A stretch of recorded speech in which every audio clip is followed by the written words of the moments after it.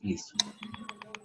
Nuevamente buenas noches. Retornamos con la segunda parte de la videoconferencia frente a la acción de tutela que contempla el artículo 86 de la Constitución Política de Colombia. Este artículo 86 nos habla de que la tutela puede ser interpuesta por sí misma o por quien actúe a su nombre. Frente a este aspecto debemos precisar dos cositas. Cuando estamos hablando que una tutela es a favor de nuestros hijos menores, el padre de familia actúa como... Hay tres compañeras que están diciendo que no les da el link, que están tratando de ingresar y no las deja. El segundo link tiene fallas que... Digo, o sea, no han podido ingresar.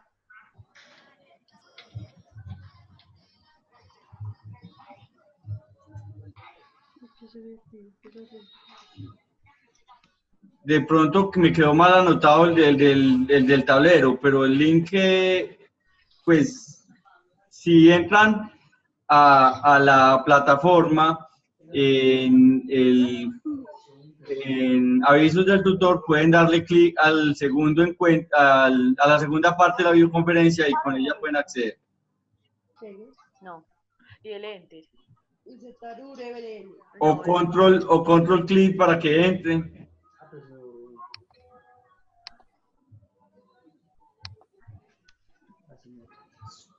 Solo me faltan dos de los que estaban ahorita conectados.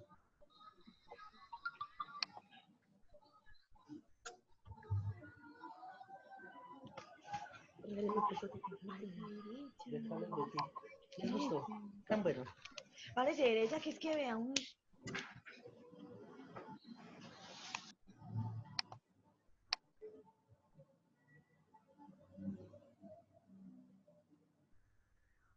Bueno, entonces decía, el padre de familia, si una persona va a poner una acción de tutela a favor de un hijo menor de 18 años, entonces en el encabezado de la tutela debiera decir, yo, Luis Fernando González, actuando identificado con cédula tal, actuando en representación o como representante legal de mi hijo. Entonces es en representación. Listo. Pero resulta de que yo voy a poner una tutela a favor de mi mamá. Entonces pongo como agente oficioso, porque yo no soy el representante legal de mi mamá, ¿cierto que no? Como agente oficioso. Muy importante, porque si bien la tutela no es obligación que la ponga la persona como accionante, porque en muchos casos, y principalmente en materia de salud, vamos a encontrar de que la persona está hospitalizada y no puede salir de la clínica a poner una acción de tutela. Resulta que para eso existe la agencia oficiosa.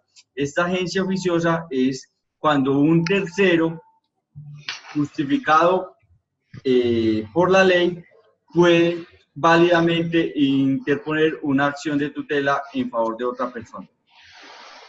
Entonces, voy a preguntar si existe una mamá que el hijo está prestando servicio militar y estaba dentro de una de las causales de exclusión del servicio militar, como lo es estar incluido dentro del registro único de víctimas. Me explico.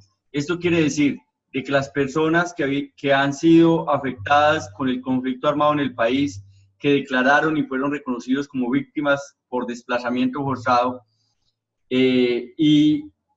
una vez ese hijo varón debe definir su situación militar, resulta de que se lo llevaron y la mamá, después de los 3 meses, presenta una acción de tutela diciendo, como agente oficioso o oficiosa de mi hijo, de nombre tal, quien está excluido de prestar el servicio militar obligatorio en el país por ser víctima del conflicto armado.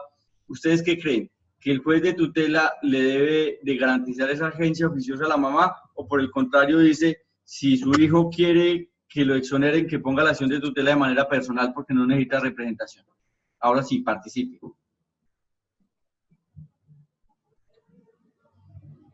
¿Qué piensan? Dice que no necesita, pero si él no está presente, si él está en otra parte. Y es que donde esté no hay jueces. Entonces ahí, Está como en un batallón. pero ahí le aplicaría lo que hablamos al inicio, en la otra diapositiva, que también puede poner la acción de tutela en el domicilio, y en este caso el domicilio sería el municipio donde esté, o sea que él sí la puede poner. Él sí la puede poner, pero entonces, resulta que la puso la mamá. La acción de tutela la puede poner, no la puede poner un tercero. Pues, o sea, de eso una estamos persona hablando. Con poder. Por eso puede ser el representante legal de la persona, ¿no? La mamá es Pero el para este representante caso legal. sería representante legal. La mamá no es la representante legal de un hijo capaz mayor de 18 años. Si el hijo es interdicto, sí. No. Entonces, pero la mamá la podría poner como agente oficioso, pero que en este caso el juez que debe decidir que le ordene al distrito militar que le dé baja al joven porque la mamá quiere, o por el contrario decirle a la mamá la declaro improcedente porque usted no puede ser la agente oficiosa de su hijo. No podría tomar decisiones. No sé. Como a criterio del juez, no sé. Entonces, sí, escucho. Pues él, al ser ya de pertenecer a la fuerza militar o algo así, él sí podría, pues porque por decir algo, los policías no pueden ejercer el derecho al voto, igual que él estaría como en ese mismo rango, ¿no? Él no podría poner una tutela porque está en el ejército, no entiendo. Diría yo, sí. Bueno, entonces partamos de un criterio, es que no escucho quién me habló Pilar o me habló Marilú. Pilar. Bueno, listo. Entonces, partamos de lo que vimos ayer en clase. Mientras que el voto es para todo ciudadano y las fuerzas militares no tienen derecho al voto porque en ese momento pierden parte de esos derechos civiles como poder votar, la acción de tutela es para cualquier persona. Entonces, yo sea militar o no sea militar, tengo derecho a interponer la acción de tutela y no puedo traer esa comparación para asimilar que un soldado, como no tiene derecho al voto, tampoco podría tener acción de tutela. Eso no va a lugar. Listo. Frente a la pregunta que estaba haciendo, si una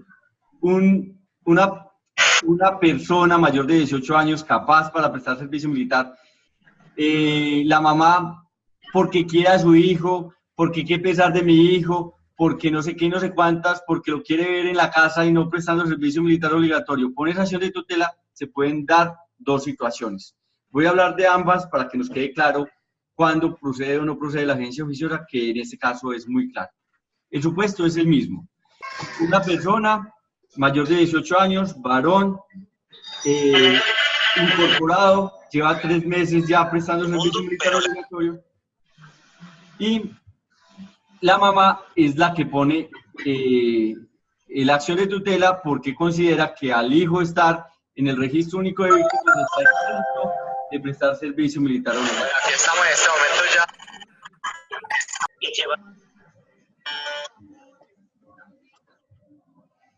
Entonces, en ese orden de ideas, el juez que debe entrar a analizar que todas las acciones están dadas para que la acción de tutela proceda, pero no puede ordenarle al Distrito Militar de Incorporaciones que le dé baja a ese joven sin hacerse una pregunta. ¿El joven quiere? ¿Es la voluntad del joven o es la voluntad de la mamá?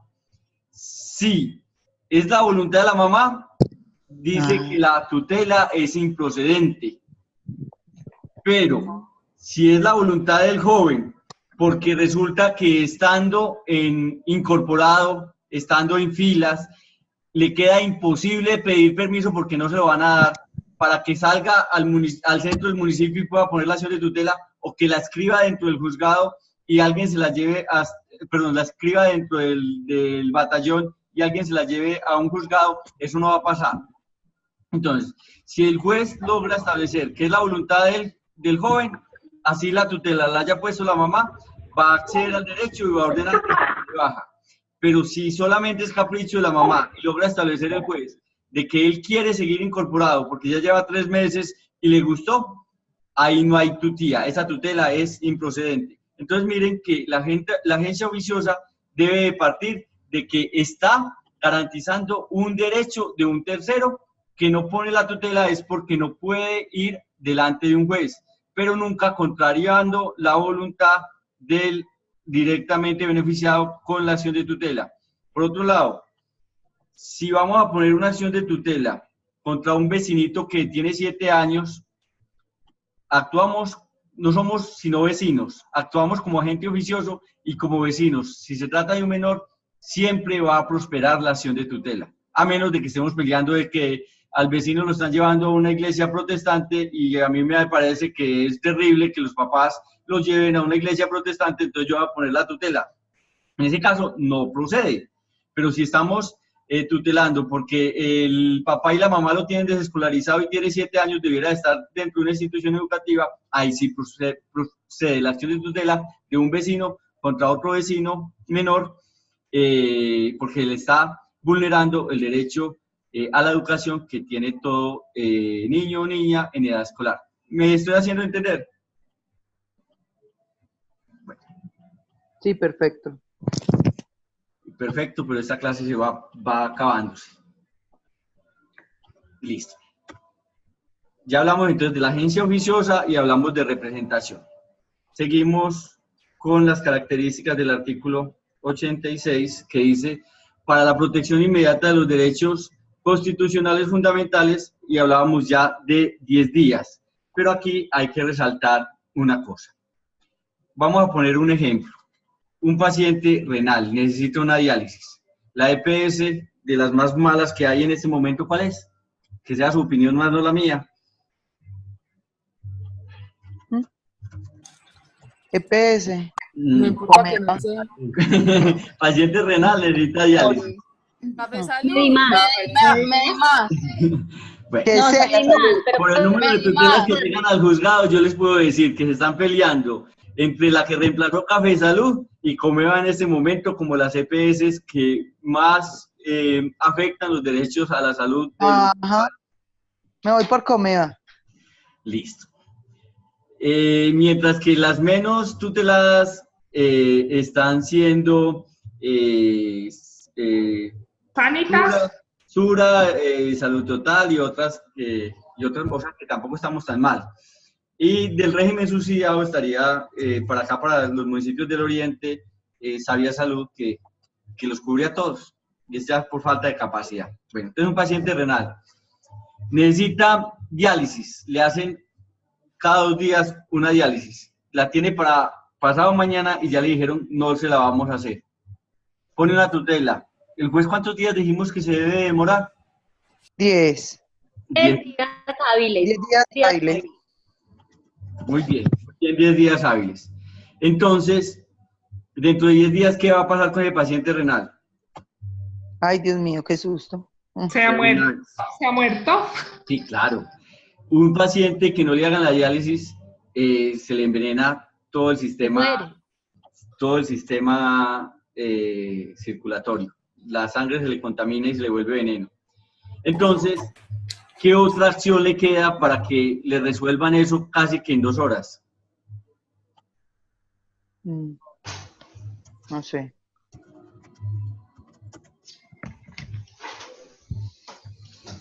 Eso, acción de tutela con medida previa o medida provisional.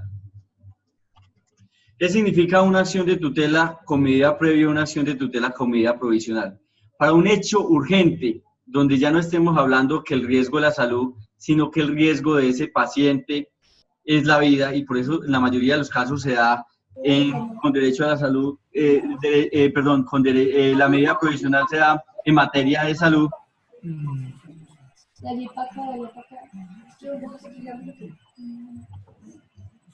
Mi mamá me paraba horrible. Bueno. es precisamente porque ya no está solamente la salud, que a veces puedes esperar 10 días, pero la vida no puede esperar 10 días. Entonces, una tutela con medida provisional, que el encabezado diga medida provisional, y antes de la pretensión diga medida provisional, solicito, señor juez, que en un término inmediato me resuelva que la EPS me contrate con una IPS autorizada, que me practiquen la diálisis, el juez para todo lo que esté haciendo. Es más, si son las 5 de la tarde, que cierran a las 5 y llega a entrar esa acción de tutela, la debe resolver antes de cerrar, antes de irse. Entonces, en cuestión de 2 horas, o por tardar al día siguiente, ordena, el juez emite unas órdenes, ordena que se garantice el derecho. Entonces ahí vemos que si hay una real garantía de la protección inmediata de los derechos, ¿cierto?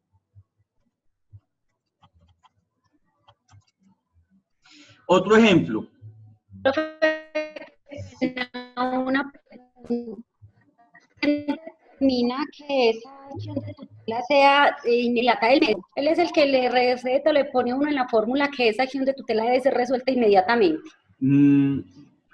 Si la orden médica dice que este examen se debe realizar de manera prioritaria o que ese paciente debe ser prioritario, eso incide en que la tutela pueda tener la medida provisional o medida previa. Creo que eso no aplica cuando está, digamos, en riesgo la vida o algo así, pues cuando es de suma urgencia. Listo, pero voy a poner precisamente un caso donde puede uno solicitar la medida provisional y no sea el tema de la vida. Por decir algo, en la empresa me van a despedir y yo ya sé que están redactando los actos o los decretos, o como les digo yo, ha sido un placer trabajar con usted y no me están garantizando el debido proceso. Entonces, antes de que me echen, yo pongo una acción de tutela con medida previa para que ese despido injustificado no se materialice y no me cause un perjuicio irremediable. Ahí no está en riesgo la vida. Ahí sí mucho el mínimo vital y, por supuesto, un derecho fundamental que lo consagra el artículo 29, como lo es el debido proceso. Si yo logro convencer al juez de que se presenta un perjuicio irremediable si se materializa esa orden de despido, él me puede conceder la medida provisional y ordenarle al empleador, sea público o privado, de que no expida esa orden de despido hasta que no resuelva esa acción de tutela dentro de los 10 días. O sea, la medida provisional la resuelve diciéndole no lo despida.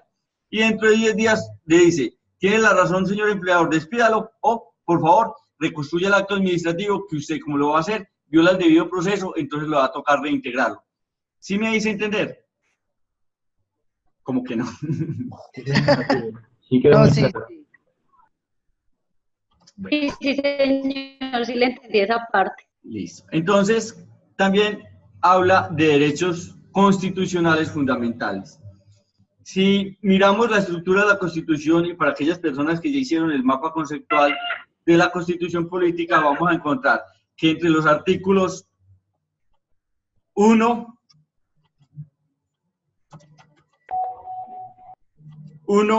y 41 se encuentran como derechos fundamentales. Esos mismos derechos fundamentales son los que están en la Declaración Universal de los Derechos del Hombre, ahí se retoman. Pero no solo los derechos fundamentales se encuentran en ese capítulo, o sea, no están enumerados en un solo grupo de derechos. Por ejemplo,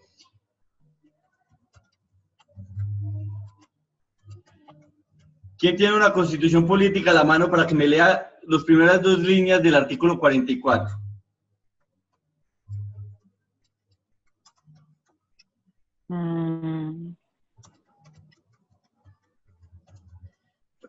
Entonces saco la mía del bolso. Artículo 44.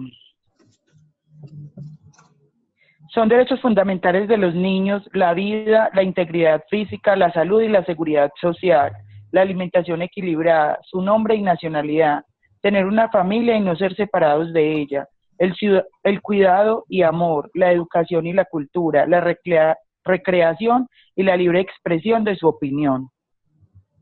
Bueno, hasta ahí está bien. Gracias, compañera. Entonces encontramos que ese artículo 44 se sale del parámetro donde la misma Constitución había dicho que ese título era de los derechos fundamentales. Entonces, así como ese artículo 44, que empieza en el artículo 11 al 40, como los derechos fundamentales que empiezan del 11 al 41, incluyendo los principios, el 44 está por fuera de ese capítulo que se llama de los derechos fundamentales, de los derechos, garantías y los deberes, los derechos fundamentales. Entonces van a existir muchos otros artículos que son derechos fundamentales y que no están dentro de los primeros, como el que acabamos de hacer con el artículo 44, donde los derechos de los niños prevalecen sobre los demás, razón por la cual entonces no podríamos hablar que solo se pueden tutelar los del 1 al 41, sino cualquier otro derecho que se encuentre en la Constitución, cualquier otro derecho constitucional que se encuentre en conexidad con un derecho fundamental. Razón por la cual hoy el derecho a la salud, por línea jurisprudencial, se convirtió en un derecho fundamental. Antes había que decir que derecho a la salud en conexidad con la vida.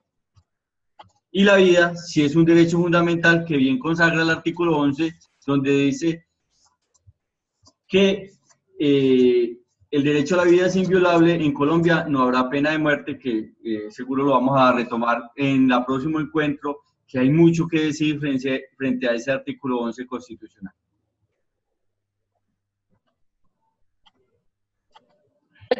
El artículo 44 del derecho a la salud es de los más atropellados acá en Colombia, porque se vulnera demasiado, profe. No es justo niños con enfermedades, mamás, o sea, niños que tienen que tener tratamientos con medicamentos costosos y las EPS no los autorizan. Entonces ese derecho eso no lo hacen respetar acá.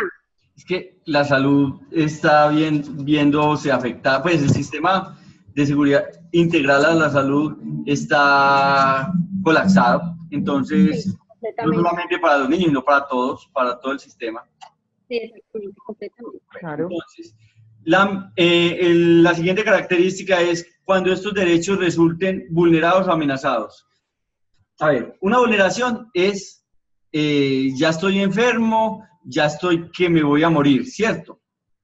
Porque no me dan el medicamento. Y amenazado es porque ya sé que no hay contrato y no me van a remitir en temas de salud. Ahí hay una amenaza. El tema del que lo van a despedir también se presenta una amenaza, ¿cierto? Ya sabe que lo van a despedir, entonces el solo hecho de que me sienta amenazado un derecho puede ser suficiente para instaurar la acción de tutela. Lo que hay que explicar es que existe un perjuicio irremediable o una lesión que no estoy obligado a soportar frente a ese derecho. Y la acción de tutela se pone por la acción o la omisión, un hacer o un dejar de hacer de cualquier autoridad pública. Así lo dice el artículo 86. Y ahorita hablábamos de que la acción de tutela procedía contra la Nacional de Chocolates. ¿Es una autoridad pública o privada? La Nacional de Chocolates. Privada. Completamente privada. La Compañía Nacional de Chocolates es una compañía privada. Entonces, ¿la podemos tutelar o no? Si estuviera vulnerando un derecho fundamental de algún empleado, podría proceder una tutela contra la Nacional de Chocolates, pero ¿en qué sentido, profe? Bueno, estoy de pronto perdida, más bien así. No, pero pregunte, para eso es una videoconferencia, si no va hacia la conferencia yo solo. Bueno, entonces partimos de que sí procede contra los particulares, pero ¿En qué casos no podría proceder contra un particular? Porque también es lógico, no en todos los casos procede contra los particulares. Cuando se encuentre el accionante en una situación de debilidad. ¿Quién es la parte fuerte? Supuestamente el empleador, ¿cierto? La empresa. La parte débil, el empleado. Entonces, en ese orden de ideas, la parte débil puede, accionando, diciendo, es que con ese empleador yo no puedo ir a las buenas, o sea, no me escucha o ya ha tratado de que me responda y no me responde, y ahí está la acción de tutela. Por decir algo, este tema también vamos a ver lo que es el derecho de petición, que está regulado en el artículo 23 de la ley de la Constitución, más la ley 1755 del 2015. Si una persona, sea pública o privada, no da respuesta dentro del término a un derecho de petición, procede la tutela por no dar respuesta a un derecho fundamental, que es el derecho de petición contemplado en el artículo 23 constitucional. Entonces, mira que el trabajador hace un derecho de petición, no le dan respuesta y puede poner una acción de tutela contra esa entidad particular para que el juez obligue a dar respuesta.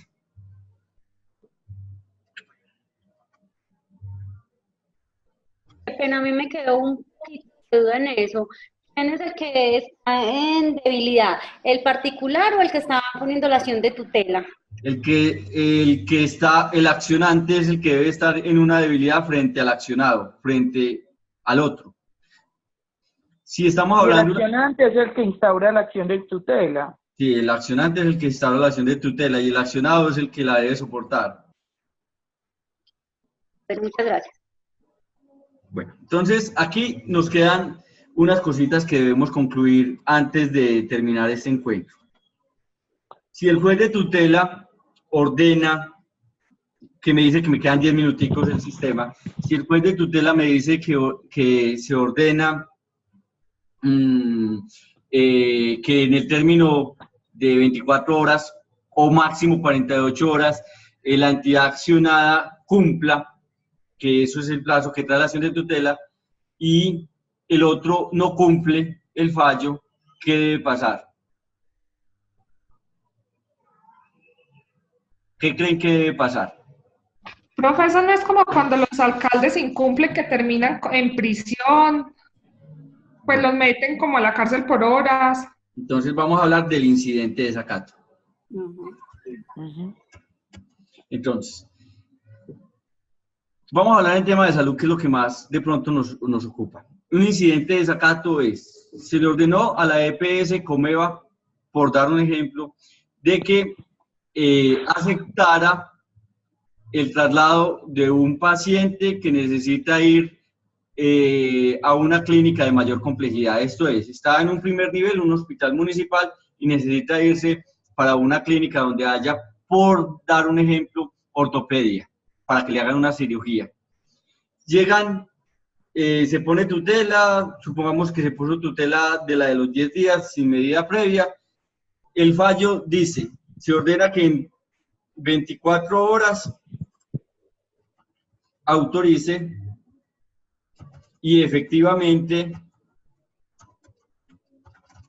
brinde el servicio de remisión a un hospital de mayor complejidad. Y pasaron las 24 horas, ahí sí, de reloj, ahí no son 24 horas hábiles, ahí son, o sea, al día siguiente por tardar, y no lo hizo. ¿Qué debe hacer el accionante? ¿Qué debe hacer la persona o el familiar de la persona que puso la tutela? Instaurar un incidente de desacato.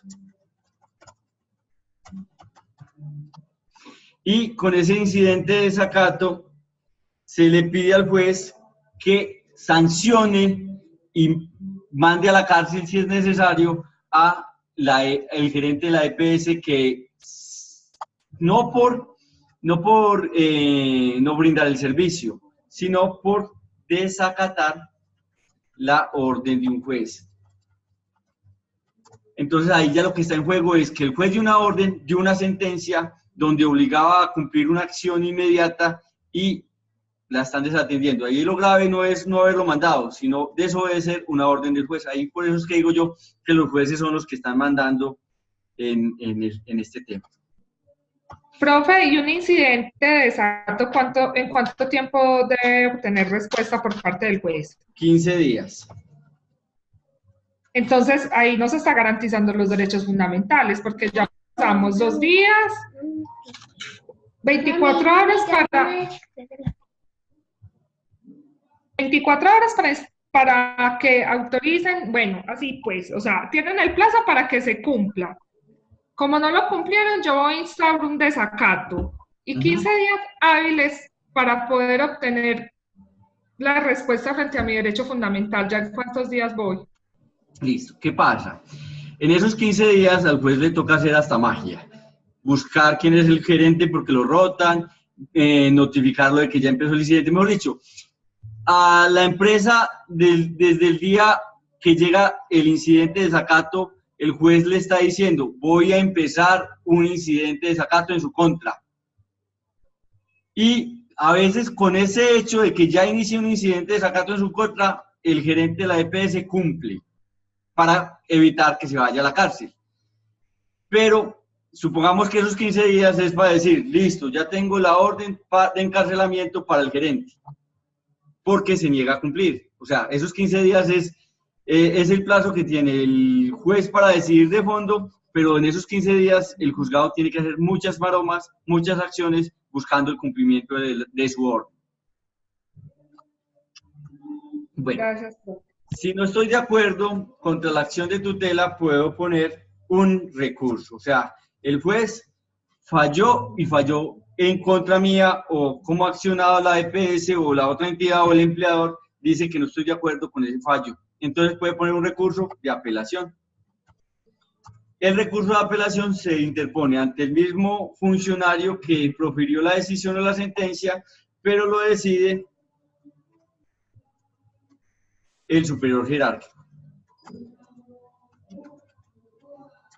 Entonces, si conoció en primera instancia un juez municipal, en segunda instancia va a conocer un juez de circuito.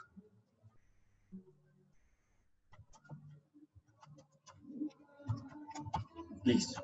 ¿Dudas, compañeros, frente a este tema? Bueno, como estoy seguro de que quedan pocos minutos, porque esta clase no va hasta las 9, sino si mucho hasta las 8:50, frente al tema, y no quiero que queden vacíos, voy a abrir a espacio de preguntas. Ahora sí, todas las dudas que tengan frente a la acción de tutela, es el momento.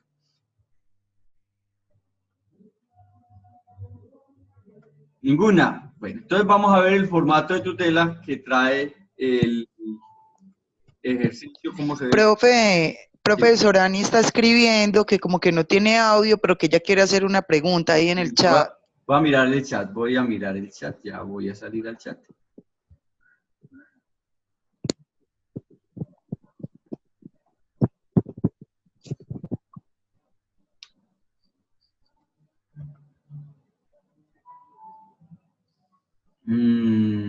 Chat, por aquí está. ¿Y dónde estás? Chat. Si la entidad tutelada o el juzgado no da respuesta, ¿qué proceso sigue? De responder con Bueno, si la pregunta de Sorani es, yo tengo una pregunta. Si la entidad tutela y el juzgado no da respuesta a la tutela, ¿qué proceso sigue?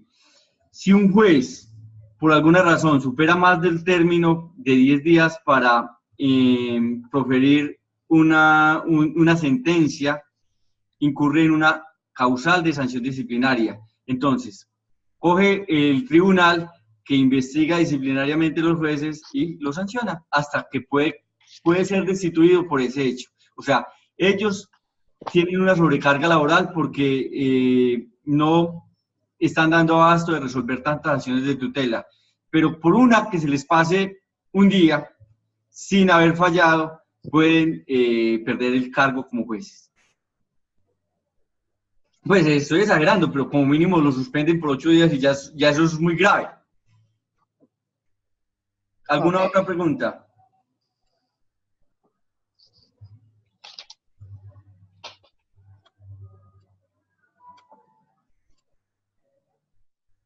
Bueno, vamos a compartir el ejemplo de tutela para mirar la estructura en estos últimos minutos que nos quedan de clase.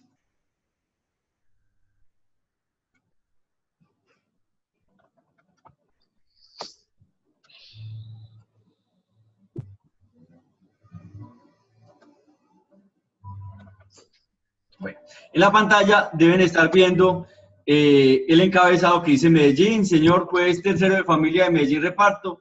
En este caso, muy posiblemente era anterior a la 1983 de 2017 y la competencia la tenía para esta EPS el juzgado de circuito, que son los de familia. A menos de que esta EPS XY sea la nueva EPS, que es la única EPS que tiene competencia a los juzgados de circuito. Asunto, derecho fundamental, seguridad social, aquí sería asunto, acción de tutela. Dice Gabriel Jaime Cadavid Bedoya, mayor de edad, vecino y residente en la ciudad, en este caso sería Medellín, identificado con la cédula tal. Me diga usted, señor juez, yo cierro esto. Respetuosamente para promover demanda de tutela en contra la EPS XY. Profe, qué pena, ese Gabriel Jaime, ¿quién sería? No, el accionante. O sea, el nombre mío. Sí, el nombre de nosotros como accionantes. Okay. Si estuviéramos actuando como agente oficioso, entonces pondríamos el nombre de nosotros como agente oficioso de y el beneficiario con la acción de tutela.